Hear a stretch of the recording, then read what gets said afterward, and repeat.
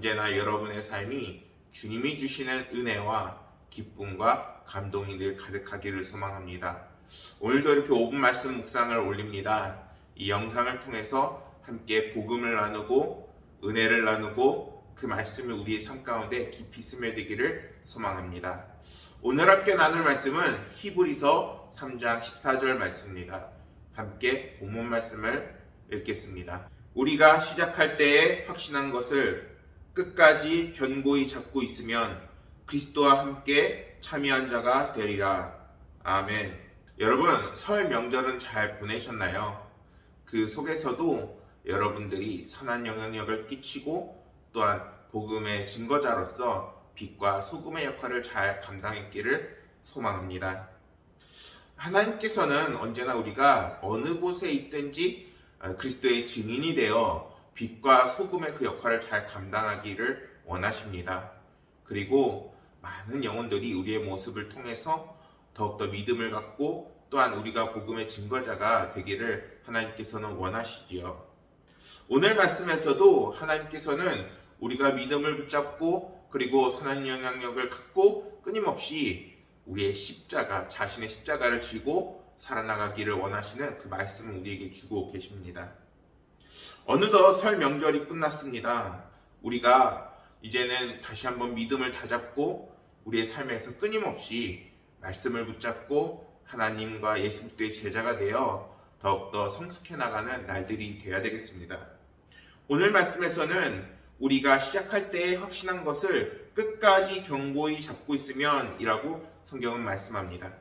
말씀에서 말하는 확실한 것이란 예수 그리스도를 이제는 우리가 영접함으로 믿음을 통해 구원을 받는다는 것을 그 복음의 진리를 이야기하고 있습니다.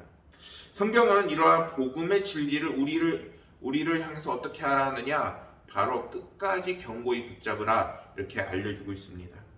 그러면서 그 믿음 역시 평상시 믿음이 아니라 어떤 믿음이냐? 바로 우리가 주님을 처음 만났을 때 그 기쁨과 환희가 가득했던 그 감동을 갖는 아주 큰 믿음을 우리에게 이야기하고 있습니다. 그렇다면 성경은 왜 우리를 향해서 처음의 믿음을 끝까지 유지하라 이렇게 말씀하고 계시는 것일까요? 믿음을 가질 때 우리가 가장 순수한 때가 어느 때인가요? 바로 주님을 처음 영접할 때가 아닐까 합니다. 그때가 가장 뜨겁고 그때가 하나님을 만나는 가장 큰 기쁨이 있는 때이죠. 성경이 말씀하는 우리가 시작할 때 가졌던 확신을 이제는 디모데전서에서는 처음 믿음이라 이렇게 이야기하고 있습니다. 사람의 믿음은 때로는 죄의 유혹으로 약해지고 잃어버리기도 쉽습니다.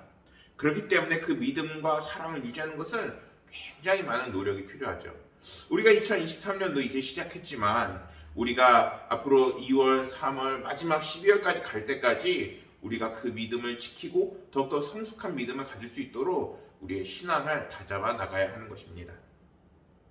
본 말씀과 유사한 말씀이 또 어디에 나오느냐? 히브리서 3장 6절 말씀에서도 그리스도는 하나님의 직을 맡은 아들로서 그와 같이 하셨으니 우리가 소망의 확신과 자랑을 끝까지 붙잡고 있으면 우리는 그의 집이라 이렇게 말씀하고 있습니다.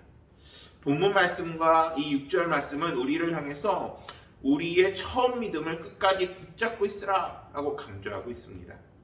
이것을 이제 성도들이 주님 안에서 이제는 우리가 끊임없이 살아나가고 또 우리 안에 계신 주님을 잃지 않는 이제는 한 발자국 한 발자국 주님과 동행하는 삶을 살라고 이야기하고 있는 것입니다. 이 말씀을 묵상하는데 그분을 사랑합니다라는 글을 보게 되었습니다.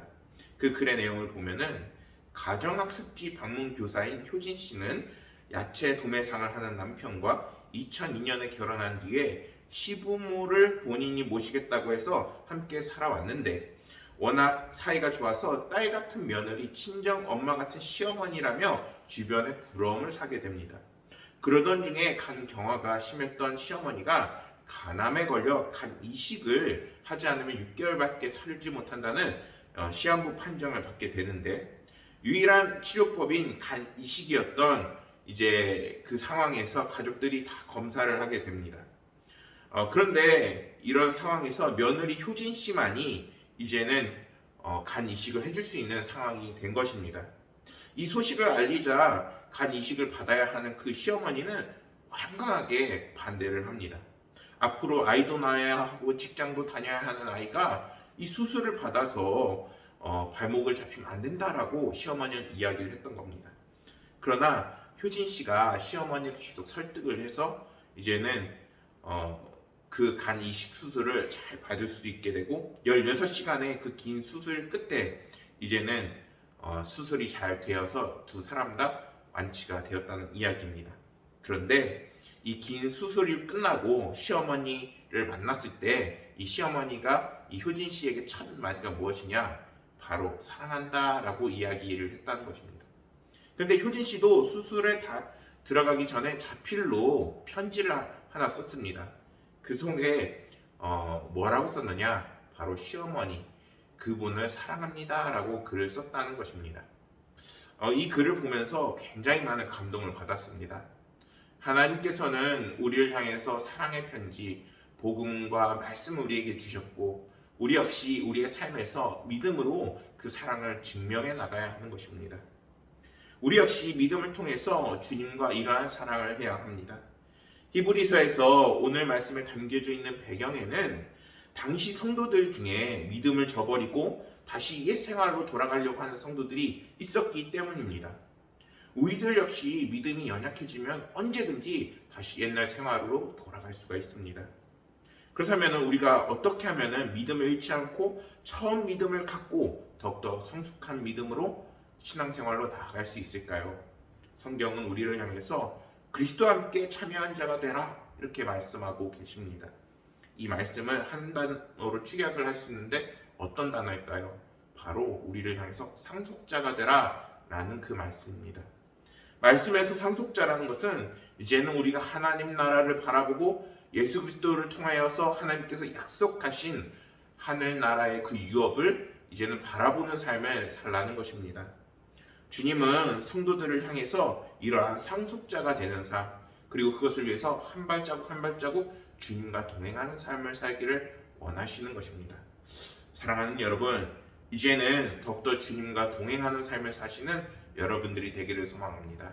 설 명절도 끝났고 더욱더 열심히 한 해를 보내야 할 때에 우리의 한 발자국은 주님과 동행하며 더욱더 처음 그 믿음 그리고 처음 사랑을 다시 회복해서 주님이 주시는 그 믿음으로 승리하는 한 해가 되고 모든 날들이 되어야겠습니다. 오늘 말씀을 통해서 처음 사랑을 회복하시고 더욱더 그 믿음으로 승리하시는 저와 여러분들이 되기를 간절히 소망하겠습니다. 감사합니다.